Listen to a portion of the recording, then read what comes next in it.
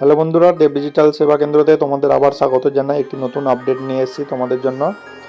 তোমরা ইতিমধ্যে জেনে গেছো দেব ডিজিটাল সেবা কেন্দ্র থেকে ডকুমেন্ট চেক আপ ক্যাম্পেইন চলছে, কালকে থেকে চালু হয়েছে, যেখানে সমস্ত ডকুমেন্টস আমরা চেক করে দিচ্ছি যে কার ডকুমেন্টসে কোনো লিঙ্ক বাকি আছে কি না, কারো ডকুমেন্টস অনেক পুরনো হয়ে গেছে সেটা আপডেটের দরকার কি না, কারো ডকুমেন্টসে ডিবিটি লিঙ্ক করা আছে কি না, এই সমস্ত কাজগুলো আমরা করে দিচ্ছি। তো কালকে আমরা ভিডিও পোস্ট করে তোমাদের সবাইকে জানানো হয়েছে যে আমাদের এই ক্যাম্পেইনটা চলছে।